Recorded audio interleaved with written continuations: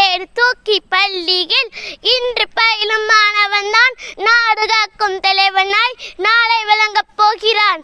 வையகமே வானகமே என்னை வாழ வைத்த தமிழகமே தித்திக்கும் தேன் தமிழை கெட்டும் பரவட்டும் முத்தமிழ் தாய்க்கு என் முதற்கென் வணக்கங்கள். என் பெயர் PS பாவேஷ். நான் ஸ்ரீ அம்பா துளசி பப்ளிக் பள்ளியில் 3ஆம் வகுப்பு படிக்கிறேன். நான் இங்கு பேச எடுத்துக்கொண்ட தலைப்பு சாதனைகள் சாத்தியமே. பிடியாத இரவே கிடையாது, முடியாத செயலே கிடையாது என்றார் சுலகமா முனிவர்.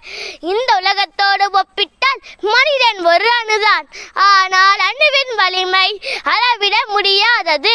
அதுபோல் உங்கள் வலிமையும் அளவிட முடியாதது என்பதை உணருங்கள். லட்சக்கணக்கான மைல்களுக்கு அப்பால் இறக்கும் சந்திரனுக்கு சென்று வந்த மனிதனுக்கு முடியாதது என்றும் எதுவும் இல்லை. முயலாததுதான் ஏராளம். மனிதனை தவிர மற்ற அனைத்து ஜீவராசிகளும் கோடிக்கணக்கான வருடங்களுக்கு முன் படைக்கப்பட்ட போது எப்படி இருந்தனவோ அப்படியே தான் இன்னமும் இருக்கின்றன.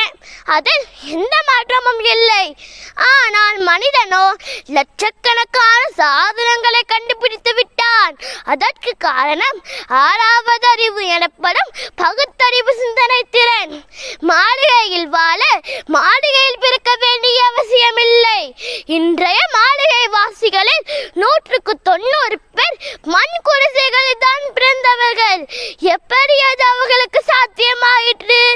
சாதிக்க வேண்டும் என்ற சபதம், வாழ்ந்து காட்ட வேண்டும் என்ற வைராக்கியம், வெற்றி பெற வேண்டும் என்ற வீம்பு, அடிமேல் அடி